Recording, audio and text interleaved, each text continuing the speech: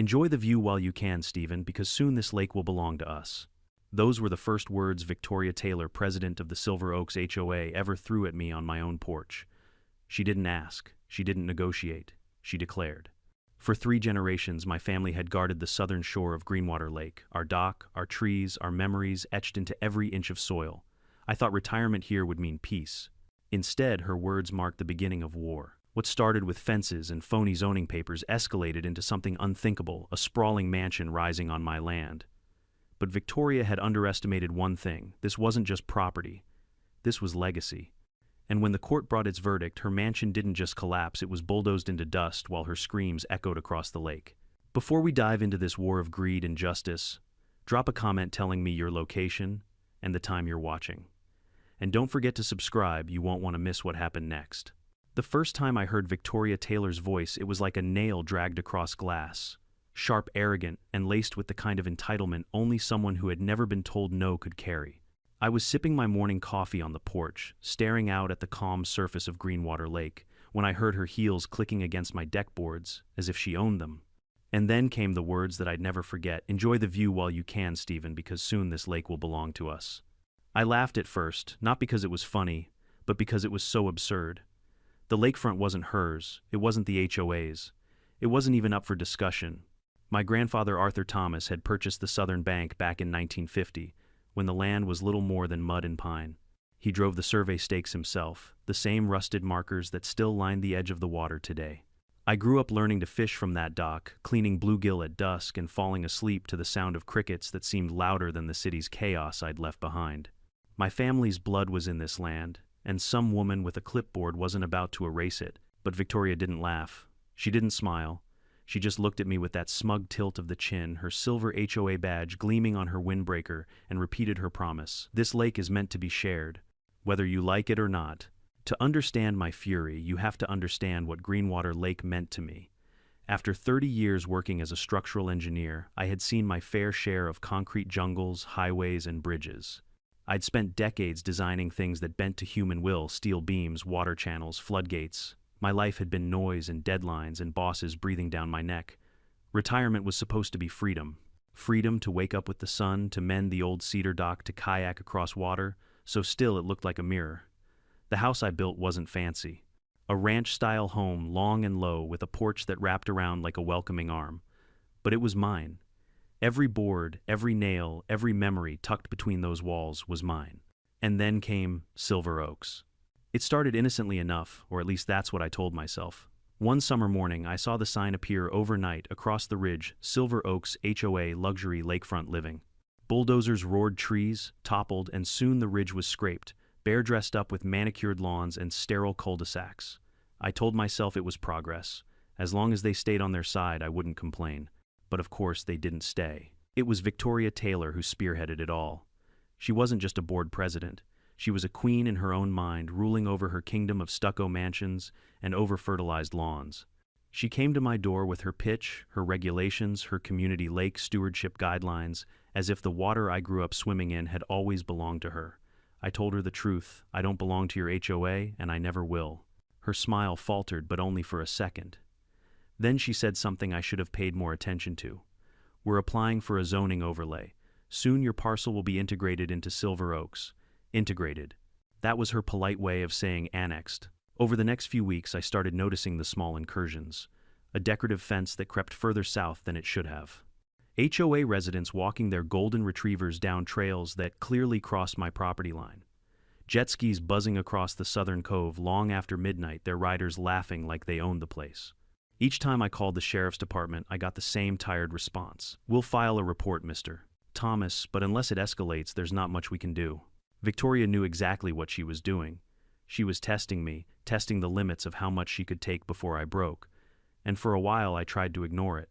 I told myself it wasn't worth the stress. That was my mistake.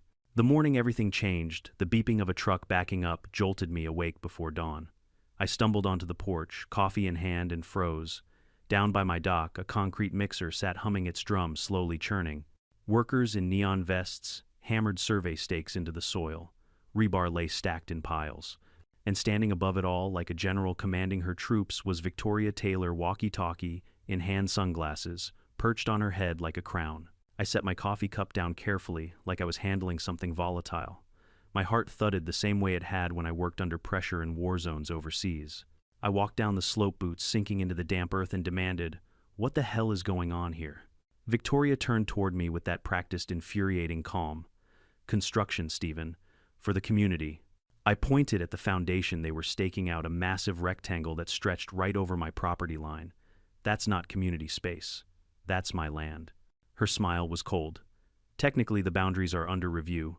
You'll want to take that up with zoning." My fists clenched so tight I thought my knuckles might split. I told her flat out, "You don't have a permit. You don't have a deed. You don't have a damn thing that gives you the right to pour concrete on my soil." She tilted her head, almost pitying me. "Oh, Stephen, you're clinging to outdated paperwork. Times change. Communities evolve. You can fight this if you want, but you'll only waste your money. By the time you get your day in court, the mansion will be finished, and it'll be too late." The mansion. That was the first time I realized this wasn't a clubhouse for her HOA. It wasn't some shared pavilion for barbecues. This was her palace, her crown jewel. She wasn't just trespassing, she was building a monument to herself, using my land as her foundation. That night I couldn't sleep. I walked the shoreline with a flashlight, checking every old boundary marker my grandfather had driven into the ground decades ago.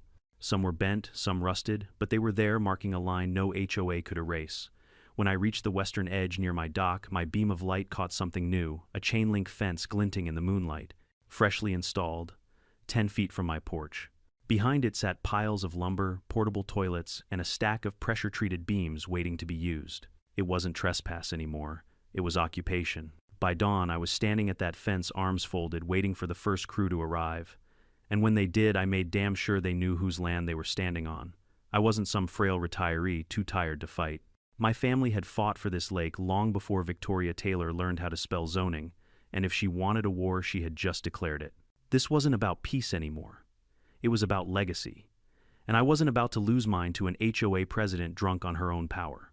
Victoria Taylor had a way of arriving uninvited, like a storm that ignored every forecast. That morning, after I confronted her crew at the chain-link fence, she showed up at my porch at exactly 7:15 a.m., clipboard tucked under her arm as though it were a sheriff's badge. The audacity of it all still baffles me, standing there on property she was actively stealing, smiling as if she were doing me a favor. "Mr. Thomas," she began, her voice soaked in honey and venom, "I wanted to clarify a few things before you get the wrong idea." I folded my arms, leaning against the porch rail. "The wrong idea? You mean like believing my land is mine?" Her smile twitched, but she pressed on. "Silver Oaks is in the process of applying for a zoning overlay that will include your shoreline. It's a formality, really. Once approved, you'll enjoy the full benefits of HOA membership, security patrols, property value protection, shared amenities." I almost laughed. "You mean I'll enjoy paying dues to a club I never joined and following rules I never agreed to?" Victoria's eyes hardened, the fake sweetness dissolving. "Community alignment is inevitable, Stephen. The county prefers uniform oversight around a natural resource like Greenwater Lake. Independent parcels complicate management. Frankly, you're the last holdout." The last holdout. She said it like I was a stubborn weed she couldn't quite pull from the soil. I'd been called worse in my life, but that phrase dug under my skin. My father had been the last holdout too when a developer tried to buy the Southern Bank in the 1972nd. He'd turned down cash offers and threats alike, insisting that some things weren't for sale. Now it was my turn to stand where he once stood. I told her flatly, "This land isn't complicated. It's mine. And no overlay or board meeting is going to change that." Her patience cracked. For a brief second, the mask slipped, and I saw the real Victoria cold, controlling, desperate to bend the world until it snapped into her shape. She tapped her pen against the clipboard like a gavel. "You'll regret standing in the way of progress." With that, she spun on her heel and marched back to her SUV heels, striking my deck like war drums. I watched her drive away, dust curling behind her tires, and I knew this wasn't over. The weeks that followed felt like death by 1,000 cuts. Small things at first. A row of ornamental fencing inching further south each day, its shiny white slats gleaming like teeth biting into my land. Joggers from Silver Oaks using trails my grandfather and I had cut decades ago. Teenagers blasting music from jet skis well past midnight, their laughter echoing across the water like a challenge. I called the sheriff's department. "They're trespassing," I said, my voice tight. The deputy sighed. We'll make a note of it, Mr. Thomas, but unless you've got posted signs or there's damage, it's hard to enforce. So I hammered signs into the ground myself, private property. No trespassing. By the next morning, 2 of them had been ripped out and tossed into the lake. I tried zoning. I drove to the county office, clutching my deed and the old survey maps my grandfather left behind. The clerk, a thin man with a nervous smile, scanned the papers and said, "We'll review your complaint, sir, but these things take time." Time. That was exactly what Victoria wanted. While the county dragged its feet, her influence spread like ivy, slow at first, then unstoppable. One Saturday evening, I returned from town to find a group of HOA families camped along my shoreline folding chairs, planted firmly in my soil. Children splashed in the shallows, parents drank from red plastic cups, and someone had even built a bonfire ring out of my stacked firewood. I approached calmly, though my chest burned. "This is private land. You need to leave." A man in a polo shirt glanced up from his cooler. Victoria said this was community access now. "Didn't she tell you?" He clenched me, yaff. Victoria doesn't speak for me. Murmurs rippled through the group, confusion, mixing with defiance. Finally, one woman shrugged. "We're just here for the kids. Don't make it ugly." I stood there, the fire crackling between us, realizing how far Victoria's lies had spread. It wasn't just her anymore. She had recruited the entire neighborhood into believing the land was theirs. The final straw came a few days later. I was on my porch again, coffee and hand dog at my feet, when I heard the grind of machinery from the cove. I rushed down the slope, heart hammering, and froze. There, less than 20 feet from my dock, stood a skeletal frame of lumber and rebar. Workers moved with mechanical precision, pouring concrete footings as if they'd been greenlit by the county. Pallets of stone, rolls of wiring, stacks of lumber. This wasn't speculation. This was construction. And there, perched at the top of the hill like a queen surveying her conquest, was Victoria Taylor. She wore sunglasses and a designer blouse, her walkie-talkie buzzing with commands. When she noticed me, she raised a manicured hand in a mock salute. "Morning, Stephen. Beautiful day for progress, isn't it?" My blood boiled. I shouted over the roar of the cement mixer, "You're trespassing. This is illegal." Her reply was cool, detached. "Not for long. The zoning board will approve our overlay within weeks. Consider this a head start." A head start. On my land. The crew ignored me, their boots sinking into mud as they laid forms for a foundation larger than any house I'd seen around here. I demanded permits, proof authorization. All I got was silence, except for the churn of concrete and Victoria's smirk. That night, I barely slept. I walked the perimeter with a flashlight, tracing the rusted stakes my grandfather and I had driven into the soil when I was a boy. They were still there, crooked but undeniable, testifying to decades of ownership. And yet beyond them, a chain-link fence now cut across the landmarking territory that wasn't theirs but claimed all the same. Behind the fence, piles of rebar gleamed in the moonlight. Portable toilets stood like sentinels. The smell of fresh lumber hung in the air. It wasn't trespassing anymore. It was theft, dressed in steel and concrete. The next morning, Victoria returned, stepping out of her white SUV with all the poise of a monarch inspecting her realm. She didn't even acknowledge my glare. Instead, she glanced at the fence and said, "Safety measure. Liability issues." On my land, I snapped. She gave a shrug. "There have been discrepancies in the plat maps. Until the county clarifies, we're proceeding in good faith." Good faith. The words nearly choked me. She was building a mansion on stolen soil and calling it faith. I stepped closer, voice low but steady. "You don't have a permit, you don't have authorization, and you damn sure don't have my consent." Victoria's lips curled. "Consent isn't required, Stephen. Adapt or be left behind." She turned on her heel, clipboard tucked under her arm, and walked away, as if she hadn't just declared war. That night I dug out the old metal footlocker from my attic. Inside were the documents my father had guarded, like treasure deeds, survey records, hand-drawn maps from the 1,950 seconds. I spread them across my kitchen table, tracing the pencil lines with trembling fingers. Every line, every signature, every notarized stamp screamed the truth: this land was ours. Always had been. But nostalgia wouldn't stop bulldozers. I needed more. I needed teeth. And that's when I picked up the phone and dialed a number I hadn't called in years. "Walter," I said when he answered. There was a pause, then a chuckle. "Well, I'll be damned. If it isn't Stephen Thomas, what kind of trouble are you in now?" "The kind that involves an HOA president trying to steal my lakefront," I replied. The laughter died instantly. Walter had been my comrade once, back in the days when the world was louder and more dangerous. Now he was a real estate attorney, semi-retired, but sharper than ever. If anyone could help me fight back, it was him. And as I prepared the binder that night, deeds, photos, maps, everything, I realized something. Victoria Taylor thought she was building a mansion. But what she was really building was her own destruction. When Walter arrived the next morning, he carried nothing but a yellow legal pad and the same calm grin he'd worn back when we faced far deadlier enemies than HOA presidents. He walked into my kitchen, sat down at the table, and began spreading out the documents I'd collected. His fingers brushed over the old deed, the faded ink, the topo maps my grandfather had sketched in the 1,950 seconds. "You're sitting on a goldmine of evidence," he said, sipping the black coffee I'd poured him. "This right here," he held up the hand-drawn map, "is the bullet. No judge in their right mind is going to deny generational ownership when you've got records like these." I leaned forward, exhaustion in my voice. "Then why the hell is she building? Why is there a concrete mixer on my shoreline?" Walter's smile vanished. He tapped the stack of papers with his pen. "Because she's betting you'll fold." Most people would. They'd see the cost of litigation, the months of hearings, and they'd cave. HOA types like Victoria thrive on intimidation. She's bluffing Stephen, but she doesn't know you. I stared out the window, jaw tight. "She's building fast, Walter. Every day I wait, that frame goes higher." He scribbled on his pad. "Then we don't wait. We file an emergency injunction. That freezes construction until the court sorts it out. After that, we sue for trespass, illegal land use, and seek demolition. But I'll warn you now, it'll be ugly, and it won't be quick." "Ugly I can handle," I muttered. "I've been through worse." That same afternoon, we drove to the county courthouse and filed the paperwork. Walter knew the clerks by name, and his reputation alone carried weight. By evening, a hearing date was already set for the following Thursday.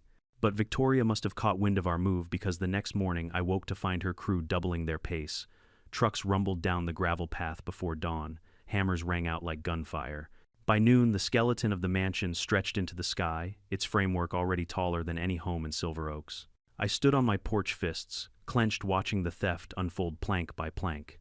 And there she was again, Victoria Taylor, strutting around in designer sunglasses, barking orders like she was orchestrating the construction of a royal palace. When she saw me, she waved, not friendly but taunting. That night, anger wouldn't let me sleep. I sat by the window, staring at the glow of floodlights across the water. The mansion's bones loomed in the mist, a shadow rising where it never belonged. My father's voice echoed in my memory. "If you don't stand your ground, they'll take more than your land, they'll take your name." I whispered back into the dark, "I won't let them." Walter returned the following day with a thicker binder than I'd ever seen. "I pulled every plat submission Victoria filed with zoning in the last 60 days, he said, slapping the binder onto the table. "And look at this." He flipped it open to a crude map with red lines shifting the border nearly 30 feet into my property. No official stamps, no surveyor's approval, just Victoria's signature scrawled across the bottom. "Fraud," Walter said simply. I took a photo of it, scanned it, and uploaded everything to a secure drive. This wasn't just about a mansion anymore. It was about exposing her lies. The days crawled by until the hearing. Each morning I documented everything: video footage of the shoreline, time-stamped GPS data showing the old boundary markers, even drone shots of the construction encroaching on my land. Walter coached me like we were back in boot camp, reminding me to stay calm, stay factual, and let the evidence speak louder than anger. Still, anger simmered in me like a storm waiting to break. The morning of the hearing, I dressed in my old suit, the one I'd worn to my daughter's wedding years ago. Walter met me at the courthouse steps, calm as ever, while my heart hammered like a drum. Inside, the courtroom smelled of old wood and paper. Judge Ellerby, a sharp-eyed woman with a reputation for hating nonsense, took her seat. When Victoria walked in, she did it with all the arrogance of royalty. Navy blazer heels, clicking, flanked by two attorneys in suits so expensive they practically glistened. She didn't even glance at me as she sat down. The hearing began. Walter stood tall, presenting our case with the precision of a surgeon. He laid out the deeds, the surveys, the photos, the GPS logs. He even played the video of me walking the shoreline, narrating each marker, each timestamp, each rusted stake that proved the land was ours. Victoria's attorney tried to argue erosion, claiming the shoreline had shifted over decades. Walter countered with satellite images from the last 30 years, no significant erosion, no loss of shoreline. In fact, in some areas, the lake had grown. The judge frowned at Victoria's fake map. "This has no certification, no stamp, no legal authorization. Who submitted this?" Her attorney hesitated. "Our client believed the boundaries were due for reclassification." The judge's eyes narrowed. "Believed, not verified." Victoria's jaw tightened, but she said nothing. By the end of the hearing, the gavel struck, and Judge Ellerby's voice was firm. Effective immediately, I am issuing a stop work order on all construction, pending further review. Additionally, this matter will be referred to the district attorney for investigation into potential land fraud and permit violations. I exhaled a breath I didn't realize I'd been holding. It wasn't the final victory, but it was a first strike. For the first time, the law was on my side. But if Victoria was shaken, she didn't show it. Outside the courthouse, she caught up with me in the parking lot, her voice low and venomous. "You think this makes you the hero," she hissed. "You think the board is going to roll over for some bitter old man clinging to a piece of dirt. You've just made yourself an enemy, Stephen. And I don't lose." I looked her dead in the eye. "You already have." She glared, but for the first time I saw something flicker behind her mask, fear. That evening, back at the lake, I stood by my dock watching the floodlights over the silent construction site. For the first time in weeks, the machines were still. No hammers, no engines, no smug HOA president barking orders, just Kie. But I knew better than to think the war was won. Victoria Taylor was too arrogant, too deeply tied into the county's politics to give up easily. As the water lapped gently against the dock, I thought of my grandfather again. He'd stood his ground against developers once. Now it was my turn. And I swore on his memory, on every fish I'd caught from that lake, on every nail I'd driven into the boards of my porch, no matter how long it took, no matter how dirty the fight became, I would tear down every single thing Victoria Taylor tried to build on my land. And if she thought bulldozers only built mansions, she was about to learn how easily they could destroy them. For a brief moment after the judge's stop work order, I thought I might finally breathe again. The machines on my shoreline were silent. The cement trucks were gone. Even the floodlights, which had bathed the lake in an artificial glow for weeks, flickered out. The water reflected the moon once more clean and undisturbed. It was the kind of silence that feels like a reprieve, a chance to believe the worst is behind you. But Victoria Taylor was not a woman who knew how to retreat. I should have known it the second I saw her face in the parking lot outside the courthouse, tight jaw eyes flashing with barely contained rage, promising me I hadn't won anything yet. And true enough, within a week, activity on the site resumed. Not openly, not with the full crew like before. But in the quiet hours of dawn, when most men are still dreaming, trucks would creep down the gravel path, delivering materials that were stacked neatly behind the chain-link fence. By mid-morning, the workers vanished, leaving only the evidence of their trespass: fresh lumber, steel beams, and pallets of stone. When I confronted one of the drivers, a man barely out of his 20s, he shrugged. "I just follow orders, sir. HOA board told us to drop it here." Then he drove off before I could get a license plate. The arrogance of it nearly broke me. The court had spoken, and yet here they were, acting as though the gavel strike meant nothing. It reminded me of combat zones overseas, where ceasefires were signed on paper while bullets still tore through the air. Victoria's ceasefire was a show for the judge, nothing more. Walter wasn't surprised. "She's stalling Stephen," he said when I called him. "Trying to build enough progress that by the time the court revisits, she can argue the house is too far along to demolish." He tapped his pen against his legal pad like a drumbeat of war. "We need more than ownership proof now. We need a weapon she can't dodge." That word weapon stuck with me. So I went hunting. The county archives smelled like dust and bureaucracy. Rows of filing cabinets stretched out like endless trenches, each drawer filled with the lives and legacies of men and women long forgotten. A young clerk named Dennis pointed me toward the microfilm room. "Anything pre-1980 will be there," he said, barely looking up from his screen. For hours I scrolled through reels of old zoning maps, plat surveys, and handwritten notes. My eyes burned from the flickering light of the reader. The clack of the machine echoed in the empty room. But then, somewhere between boredom and despair, I found a carbon copy of an easement from 1975. The words were faded, typed on yellowing paper, but they struck like lightning. "A preservation buffer of 100 feet along the southern shore of Greenwater Lake shall remain undeveloped for the purpose of protecting migratory bird populations and shoreline stability. Signed by my grandfather. Notarized. Filed with the county clerk." I sat back, breath caught in my throat. This wasn't just ownership, this was protection. A legal barrier that forbade any permanent construction within 100 feet of the waterline. And Victoria's mansion, its skeleton rose less than 20 feet from my dock. I copied every page, photographed every signature. My hands trembled as I packed it all into a binder. But the discovery didn't end there. While combing through additional records, I stumbled upon something almost surreal, a letter dated 19 981 from my grandfather to the Clearwater Historical Trust.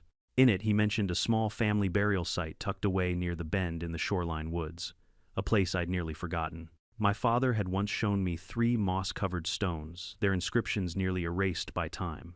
They were ancestors resting quietly among the trees. If that graveyard was recognized as historically significant, the land wouldn't just be private property, it would be protected heritage ground.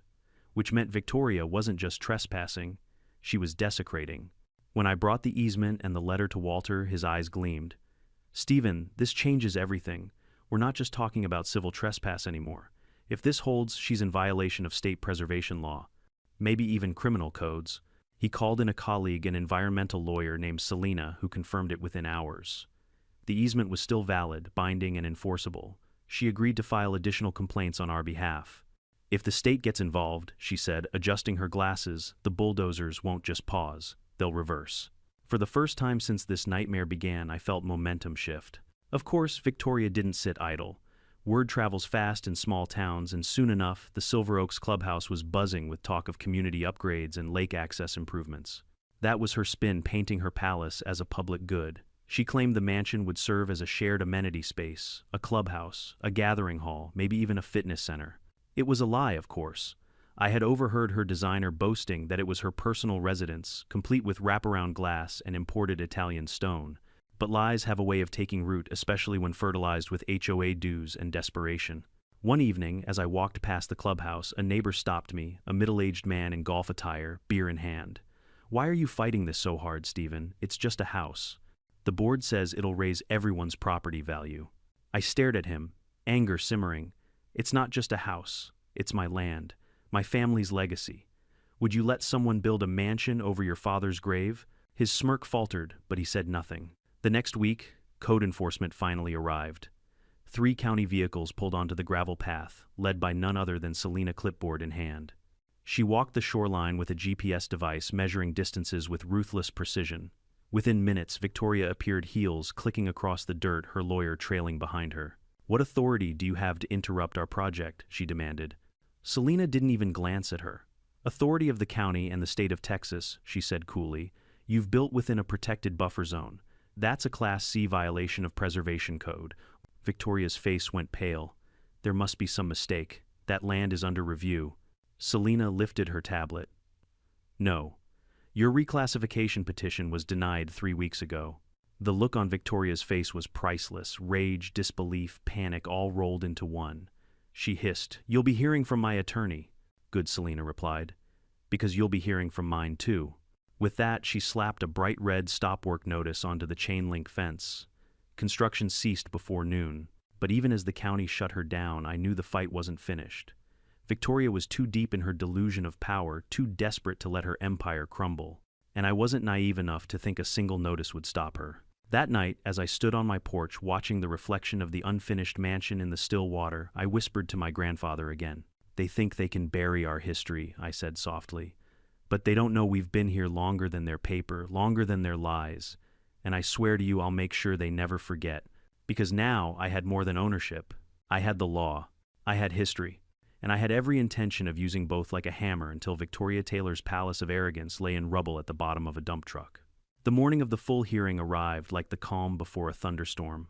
For days, the red stop-work notice had hung on the chain-link fence of the half-built mansion, flapping in the wind like a taunt. The machinery sat idle, but I knew Victoria Taylor wasn't beaten. She was gathering her forces, waiting for the chance to twist the law to her favor. Walter and I walked side by side into the courthouse, his briefcase stuffed with more evidence than most trials ever saw. Deeds, surveys, photographs, environmental easements, even the letter from my grandfather to the historical trust. Every scrap of proof that the land was mine and that the HOA had overstepped. The courtroom was packed, not just lawyers and clerks this time. Dozens of Silver Oaks residents filled the benches, some whispering nervously, others glaring at me as though I were the villain for daring to defend my own soil. Local reporters hovered near the front pens, ready, their cameras catching every twitch, every glance. And then she arrived. Victoria Taylor swept into the room like a queen entering her throne hall. Navy suit, pearl earrings, her hair pulled into a flawless bun. At her side, 2 attorneys in tailored suits carried leather briefcases that probably cost more than my truck. She didn't look at me, didn't need to. Her entire posture screamed, "This is already mine." The Judge Ellerby again took her seat and opened the case file. "We are here to address the emergency injunction regarding unauthorized construction on Parcel 16B of Greenwater Lake, as well as new claims regarding zoning fraud and environmental violations." Counsel, proceed. Walter rose first. Calm, methodical. He presented the deeds tracing ownership back 3 generations. He showed photographs of boundary markers, rusted but undeniable. He laid out the 1,975 easement, stamped and notarized, forbidding any permanent structure within 100 feet of the shoreline. He displayed satellite images proving no erosion had altered the boundary. Then came the Hammer Victoria's crudely revised plat map, the one with red lines shifting the property by 30 feet. Walter held it up for the court to see. No surveyor's stamp, no official approval. Just a submission signed by Miss Taylor attempting to redraw history with ink instead of law. The courtroom murmured. Judge Ellerby's brow furrowed. Victoria's lead attorney leapt to his feet. "Your Honor, if I may, there is considerable ambiguity surrounding historical ownership. The shoreline has changed, and the HOA acted in good faith, believing it had provisional authority to proceed."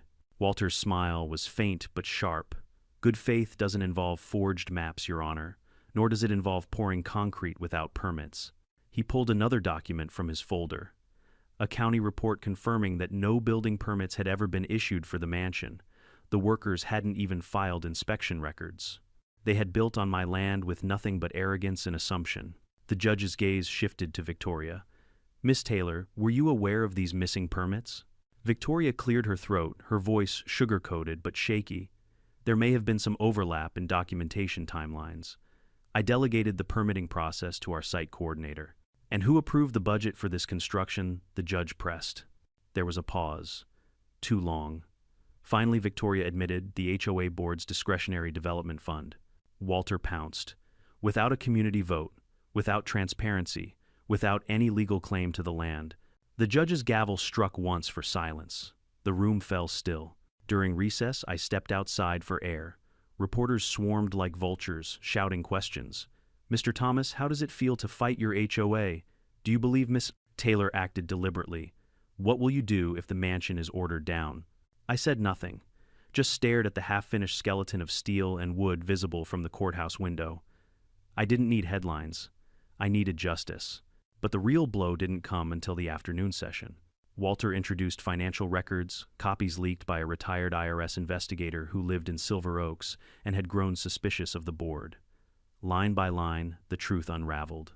More than $500 0 HOA dues had been siphoned into a shell company called Taylor Property Management LLC. Payments were listed as community beautification and lake access development, but the money had been funneled directly into the mansion project. Imported stone luxury windows, designer furnishings, all paid for with homeowner funds. Gasps rippled through the gallery. Several residents stood whispering angrily among themselves.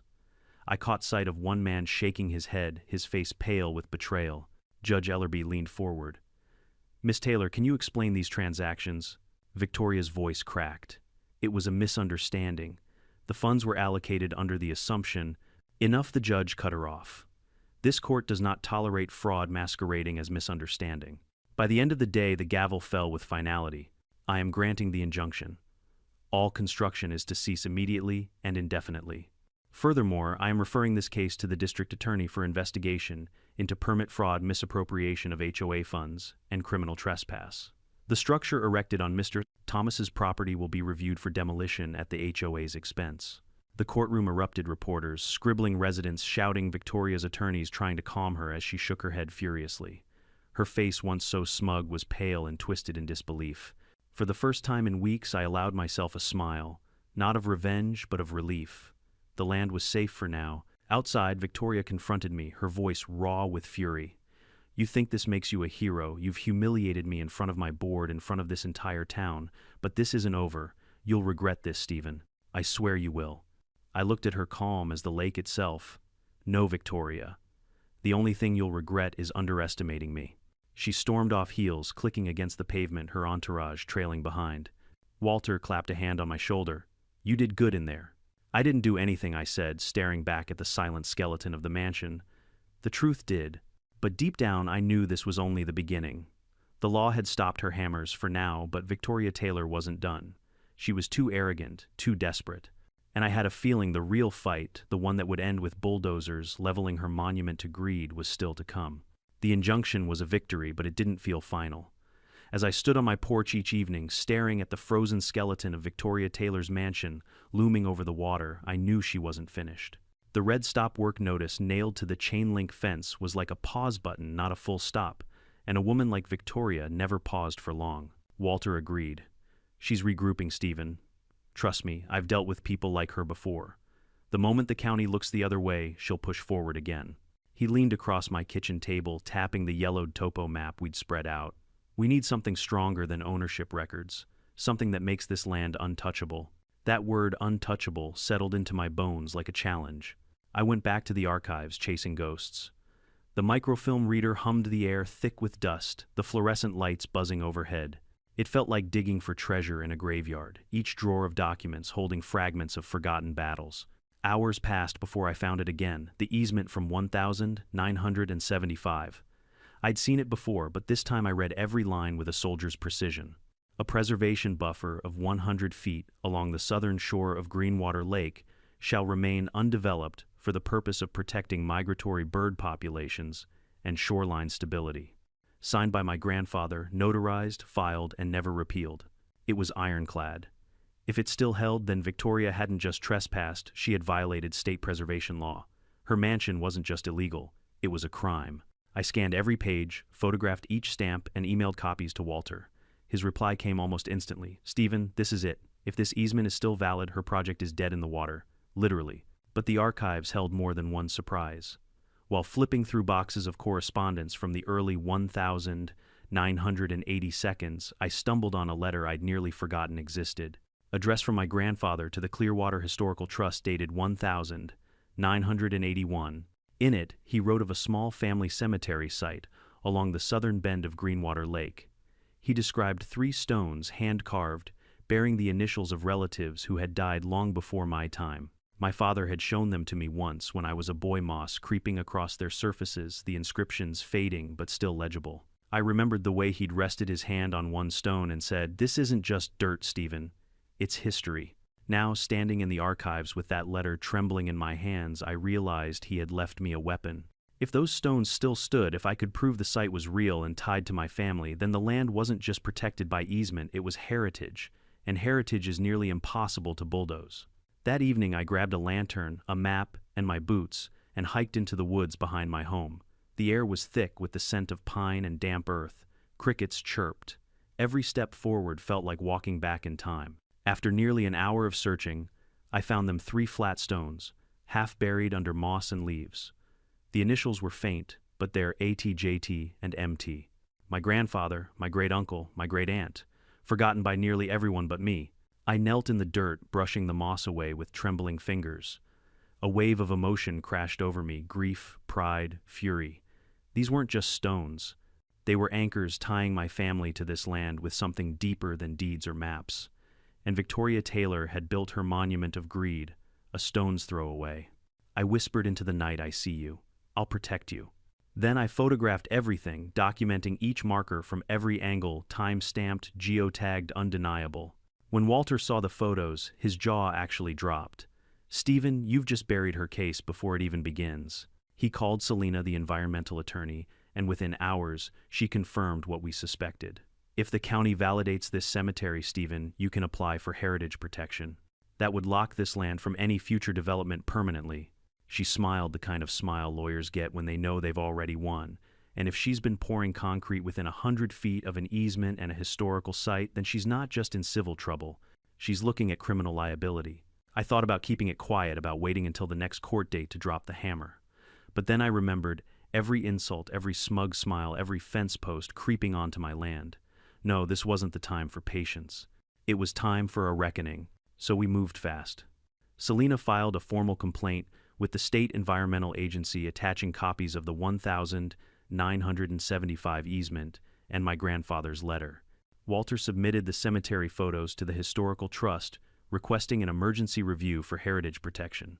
And I made a call I hadn't made in years. "Jim, it's Stephen." There was a pause on the line, then a familiar laugh. Well, I'll be damned. Stephen Thomas. What kind of mess are you in now? The kind where an HOA president is pouring concrete over a protected shoreline.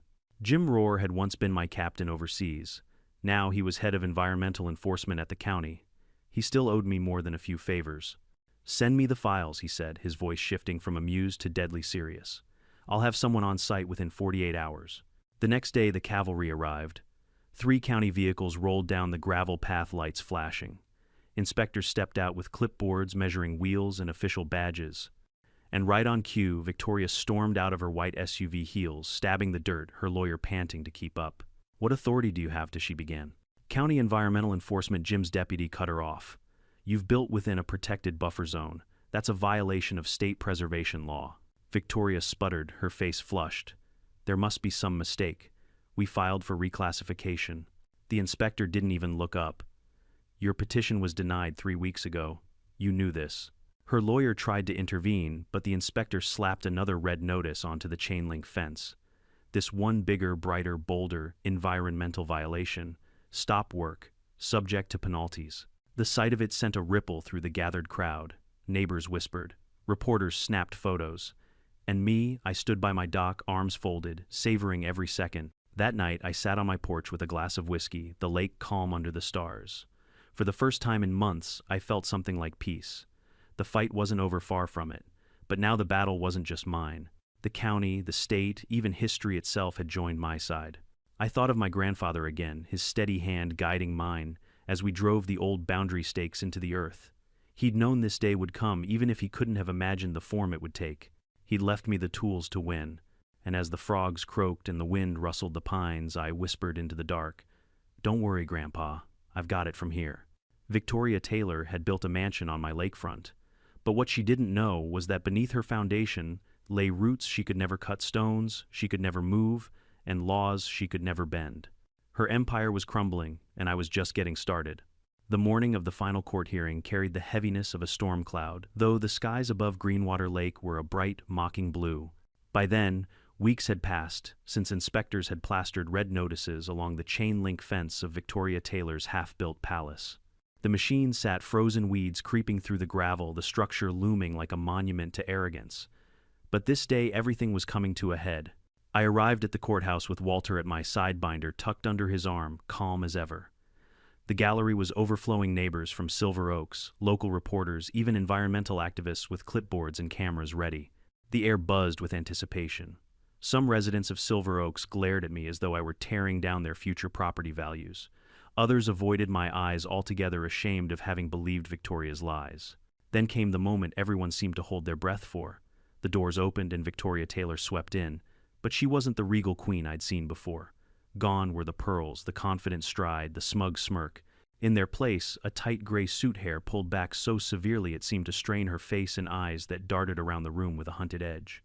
Still, she carried herself as if she might will the world back into her control. Her 2 attorneys flanked her, one clutching a briefcase as though it contained salvation. Judge Ellerby entered, robe swishing, gaze sharp. She wasted no time. We are here to address the matter of unauthorized construction on Parcel 16B, the validity of environmental violations and allegations of HOA fund misappropriation. Counsel, proceed. Walter stood calm as the lake on a windless morning. He laid out the case with surgical precision. The deeds, the topo, maps, the easement from 1975, all laid before the judge like dominoes falling in perfect order. He played drone footage of the shoreline boundary markers gleaming in the sun, the mansion's shadow falling squarely across what had always been mine. Then came the photos of the cemetery stone's moss, scraped away to reveal the initials of my grandfather and his siblings. Murmurs rippled through the courtroom, the weight of history pressed into every corner. Finally, Walter dropped the hammer, financial records showing over $500,000 siphoned from the HOA's discretionary fund into a shell company controlled by Victoria.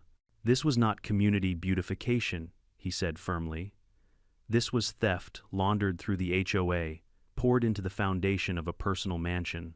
Gasps filled the room. Some Silver Oaks residents shouted in anger, one even standing before the bailiff silenced him. The gallery had turned. Victoria's lead attorney scrambled to his feet. Your Honor, the HOA acted in good faith. My client believed she had authority. The judge cut him off. Belief is not authorization. Show me a single permit. Show me a single certified surveyor's stamp. Show me one shred of legal approval. The lawyer faltered, flipping through his briefcase. Papers rustled, but nothing appeared. Ellerby's eyes narrowed. I see. Sit down. She turned to Victoria directly. Miss Taylor, you are accused of trespass, environmental violations, and misappropriation of funds. Do you have anything to say before I render judgment? Victoria rose slowly. Her hands trembled as she gripped the podium. For the first time, her voice cracked, not with humility, but with desperation. This was supposed to be for the community, she insisted, her words tumbling out. A clubhouse, a gathering space, something that would raise everyone's property values. I sacrificed my own time, my own reputation to build something beautiful, and now you want to tear it down. Her words rang hollow. Even her own neighbors looked away ashamed. Walter stood. With respect, Your Honor, beauty built on theft is still theft. And no amount of spin can change the fact that she built a mansion on land she did not own with money she did not have the right to use. The silence that followed was suffocating. The only sound was the scratch of the judge's pen against paper. Finally, Ellerby lifted her gaze. This court finds that Miss Taylor and the Silver Oaks HOA acted in violation of property law, environmental preservation statutes, and fiduciary duty. Effective immediately, I am granting Mr. Thomas permanent injunction. The unauthorized structure is to be demolished at the HOA's expense, with environmental restoration overseen by the county. Furthermore, I am referring this matter to the district attorney for investigation into fraud and misappropriation. The gavel struck. The sound was final, sharp, like a gunshot echoing across a battlefield. The room erupted. Reporters scribbled, cameras flashed. Silver Oaks residents shouted at one another, some demanding refunds of their dues, others demanding Victoria's resignation. One man shouted, "You lied to us, Victoria. You stole from us." The bailiff had to intervene, raising his voice above the chaos. And Victoria, her composure shattered. She slammed her hands against the table, face twisted in fury. "You can't do this. That mansion was mine. You don't understand. I built it for all of us." Her voice cracked into a scream, raw and broken. "You'll regret this, Stephen. You'll regret tearing it down." The judge's gavel struck again. "Remove her from the courtroom."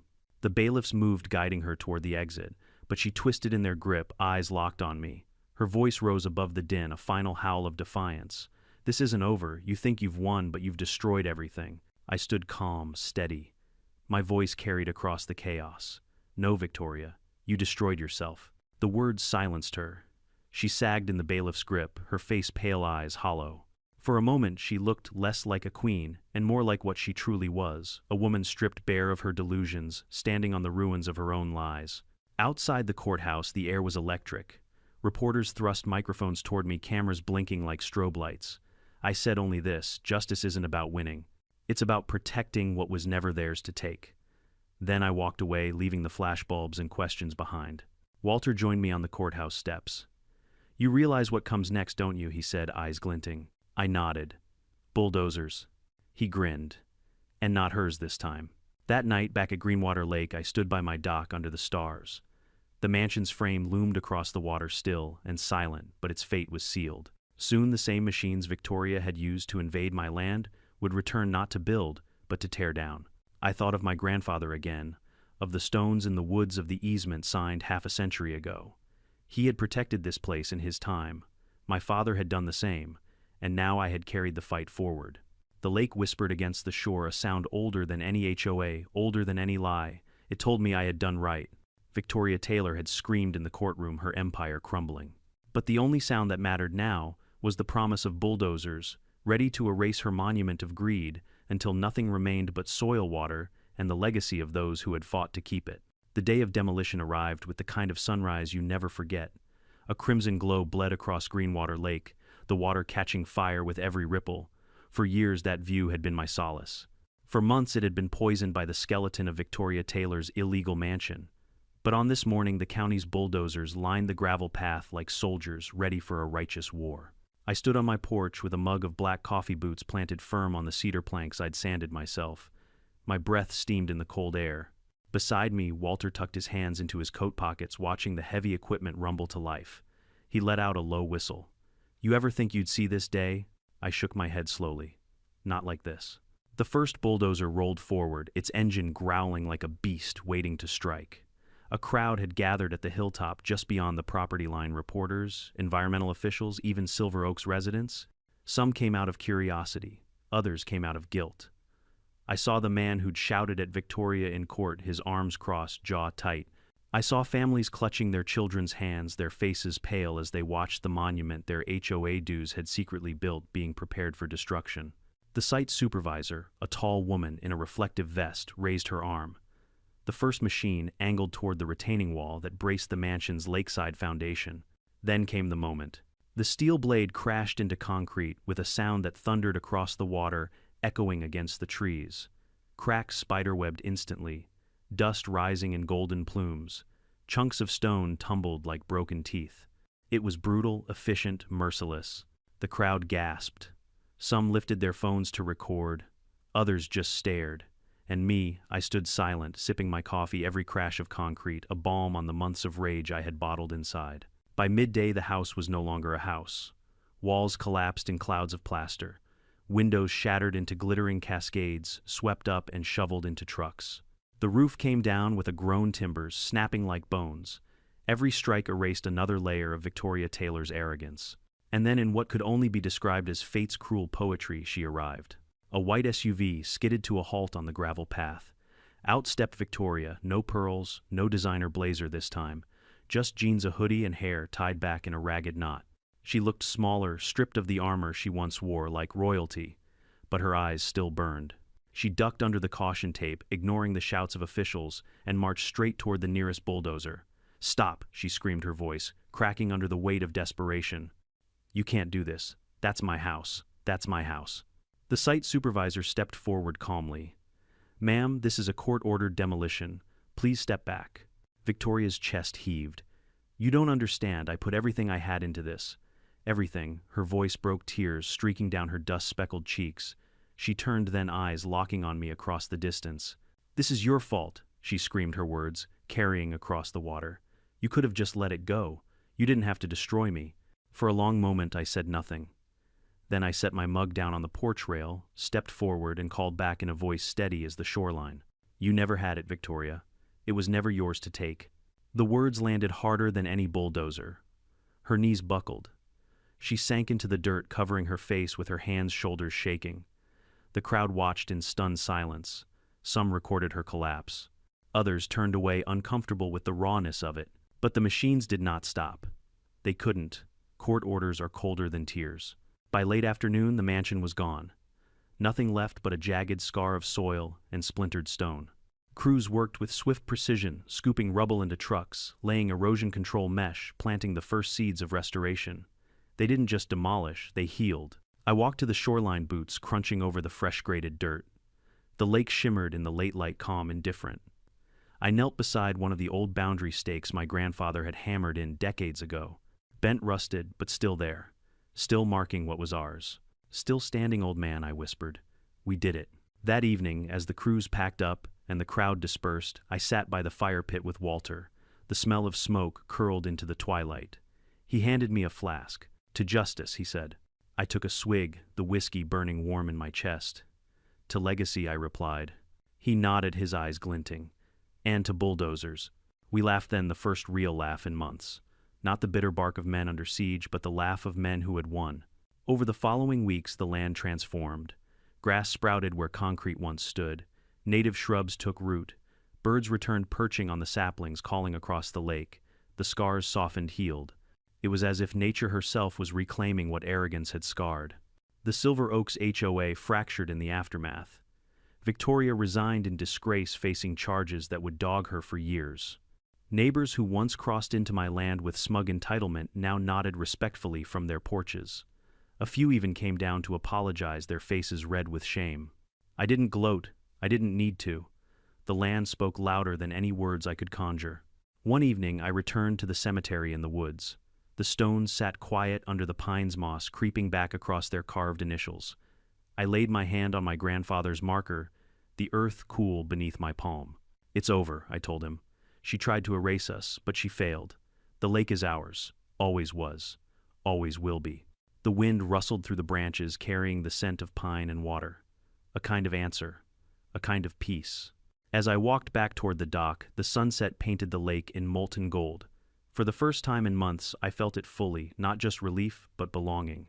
My land, my legacy, my home, and no one, not a smug HOA president, not forged maps, not a mansion of glass and stone could ever take that away again. Sometimes the greatest victories aren't loud or flashy, they're quiet, grounded in persistence, truth, and respect for what came before us. Standing my ground against Victoria Taylor wasn't just about a piece of land or a mansion of glass and stone. It was about defending legacy, honoring the sacrifices of those who came before, and insisting that justice, no matter how slow, is worth the fight. Life often tests our patience, our courage, and our willingness to act when others choose to stay silent. I learned that one person, armed with facts, integrity, and determination, can stand up against greed, corruption, and arrogance and actually make a difference. History, law, and nature themselves can be allies when we fight for what's right. So if someone ever tells you that you can't protect your home, your family, or your principles, remember this story. Stand firm, document, defend, persist. Because in the end, it's not about revenge. It's about restoration, honor, and the peace that comes from knowing you did the right thing. Share your thoughts in the comments below. Have you ever faced a situation where standing your ground made all the difference? Don't forget to subscribe for more stories of justice, drama, and resilience.